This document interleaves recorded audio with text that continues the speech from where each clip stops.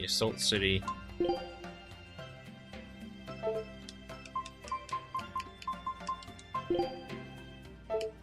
do you do? I don't know where this building is, though. That's the only problem.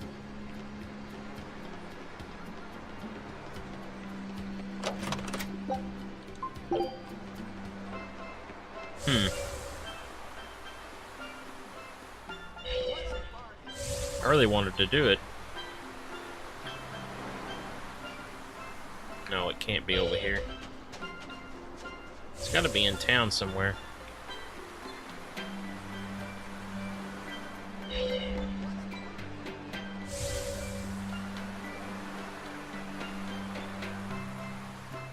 One of the buildings I might have missed by not going inside. Is this the church? I think this is the church. Yeah, that's the church.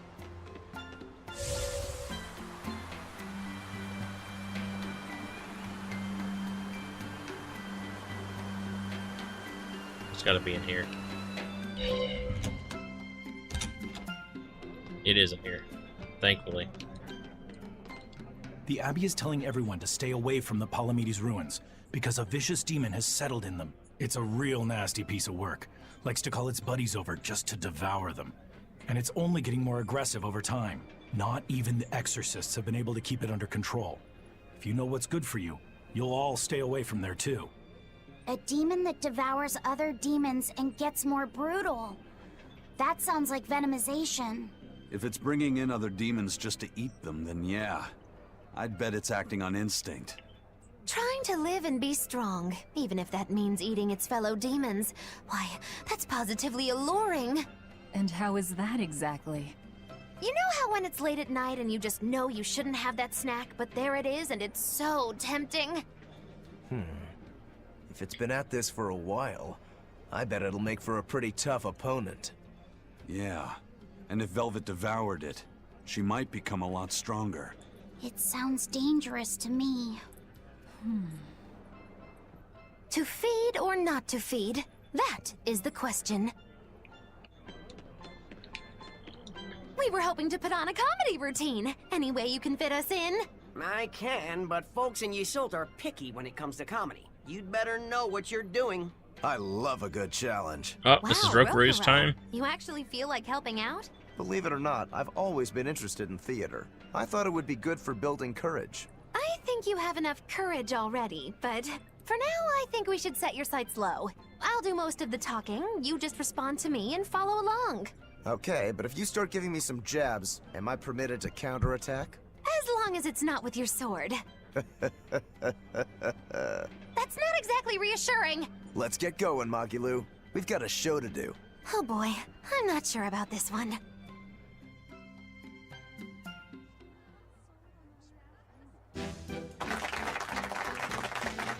Hi there! We're Magilu and Rokuro, a wild, rough-and-tumble pair! Magicazam! The weather's so nice in Yseult, isn't it? Especially the sea breeze. Speaking of which... Sea breezes are bad for swords. If you don't keep them polished, the salt will rust them. I suppose that's good advice for any sword enthusiasts out there. But anyway, doesn't the air make you want to eat seafood?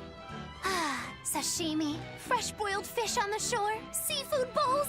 So many kinds look so delicious, but... And fillets, too. You can't forget those. It takes true mastery to be able to use a blade so finely. Every creature, not just fish, has delicious spots that make for perfect cuts if you know where to find them. That's kind of gross, but okay. Some seafood that tastes good looks downright weird, you know? You've got octopuses, you've got swordfish, you've got... Swordfish! Now, if there's one fish out there I'd love to duel at least once, it's that one for sure. You know there's not much I can do with these sudden wild tangents, right? No. You see, I was just making a gag about how I'm a swordsman, so a swordfish would be like my rival, you get it? Oh, just shut up. Okay. So you've got octopuses, swordfish, you've got those freaky deep-sea anglerfish. Some say the more bizarre-looking the fish, the better its taste. Maybe it's true. I love pufferfish, and they're really weird, round-shaped. Speaking of round animals, I once met this round-looking guy named Armadillon. I'd never seen anyone so round before or even since. I can't take it anymore! You're a nightmare to work with! That turned out pretty funny. Yeah, well, I feel like our material could have been better. What's your take on it? I'll just say one thing. If nothing else, your partner was a convincing fool. I don't think he had to act much. You think so? No, you're just a free spirit nobody can hope to control. So now that that one's done, we can do Stonebury. Can we go to Stonebury? Yes, we can.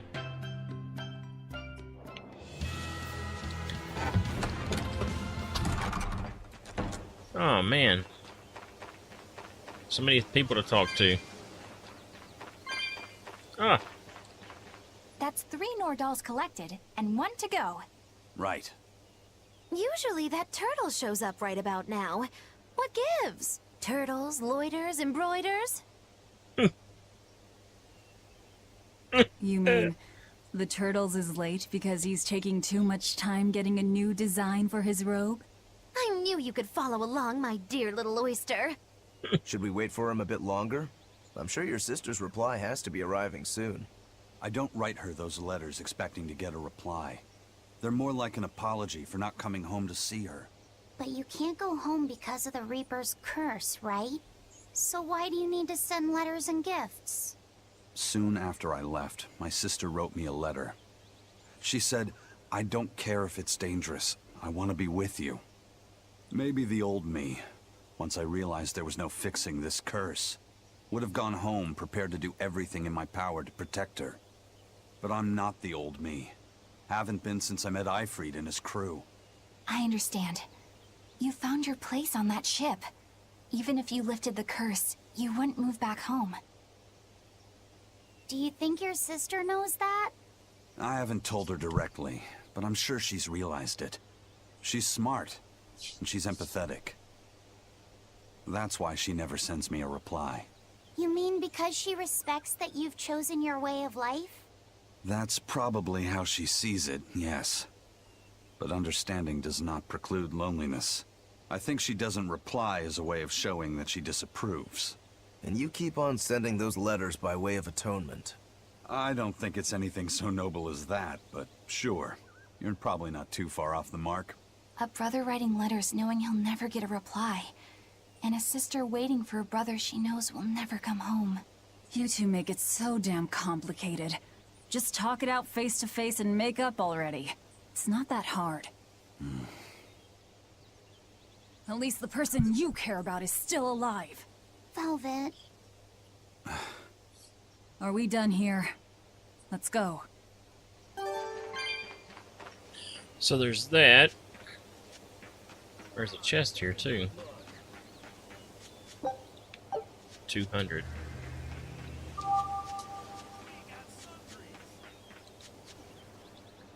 Hello. We were hoping we could put on a comedy act here.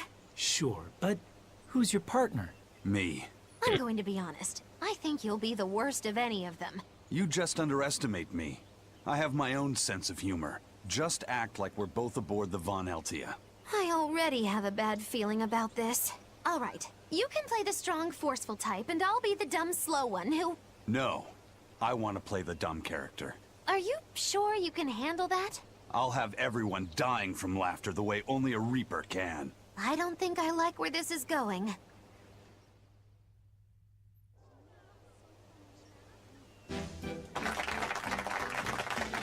Hi there! We're your friendly comedy duo, Death by Laughter! Magikazam!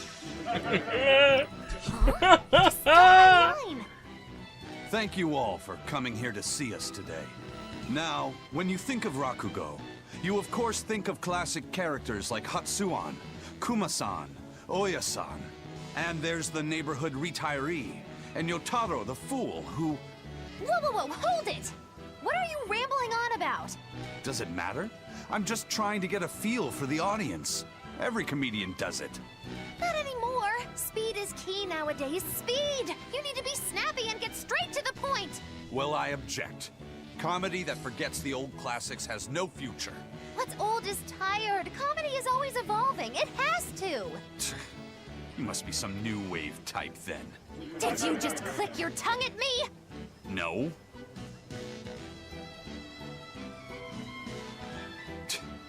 You totally did! I heard that! I'm the leader here, and don't you forget it! If you respect comedy, then respect my authority! Sorry. Alright, as long as you understand.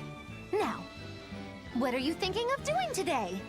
I was thinking of maybe imitating a clock. I can't take this anymore, you're impossible!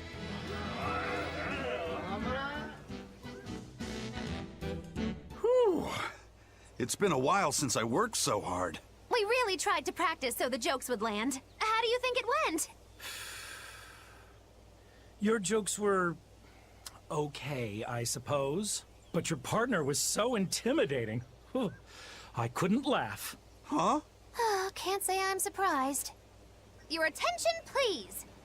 I've tabulated the results and I've come to the conclusion that you're all hopelessly unfunny. I'm sorry. I don't really care how it went. But when you put it that way, I get a little pissed off. Anyway, that's why I'll be teaming up with Bienfu to take on Majulu. Works for me! I'm ready when you are, Miss Magulu! Which bit are you gonna do? Your specialty, Cat Emperor? Or the surefire automaton assault? Neither. We need brute force to win, so I'm going with Elysian Thunder. Which means that when things are at their peak, we're gonna hit the audience with lots of thunder, right? Right. Thunder in the form of relentless ad-libbing, as much as we can possibly handle. Okay! I'll scout out some local material we can use for our opening warm-up, too! Great! You do that! You two are really in sync. Couldn't you two just have teamed up from the start? It's almost like the whole thing was an elaborate joke just so she could have this punchline. Well, now with that settled, let's make our way to Logres and meet up with Majulu. Okay. She had the idea to build a great bell tower and make it the symbol of our town. We'll make the tower out of stone, tall and proud. Then we'll hang the biggest bell in the land here. The wind whistling down from the mountains will carry the sound far, far away. Wouldn't that be wonderful? Yeah, it sounds great. Where are you going to quarry the stone?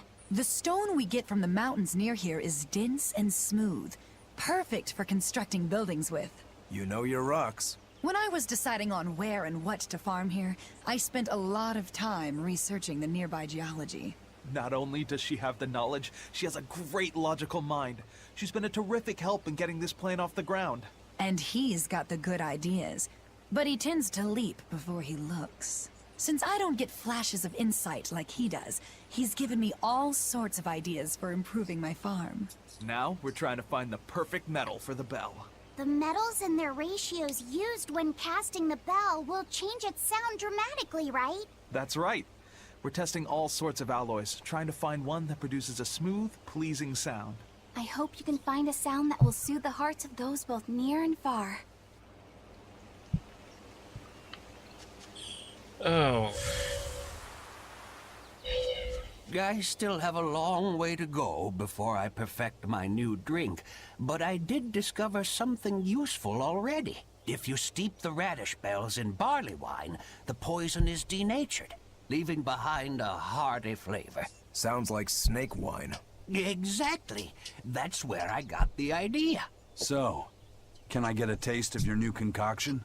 Don't tell me I have to wait 50 years for this one, too. I just started brewing it up. It should be ready after the summer, but my intuition is telling me to let it sit for 4 years. In that case, we'll come back next autumn. Make sure to save enough for 2. Nah, 2 won't be enough. I want to treat the whole crew. How much can you make by then? I've already prepped 3 large barrels. If I push, I could probably ready another 7. Great, make them. I'll pay for all 7, and we'll split 5 barrels in the autumn. What? And we'll come for the other two in 4 years' time. Right, Eisen? No, we'll only take one more. The last one is yours to sell as the town's specialty. Oh, thank you. I'll make sure it's delicious. Looking forward to it. Huh. That's kind of neat. Take a good look. Every time this time of year comes around, I can't help but think back on that terrible accident. Can you tell us about it? This was all quite a long time ago, but a carriage transporting suspects to a heresy trial fell down a ravine.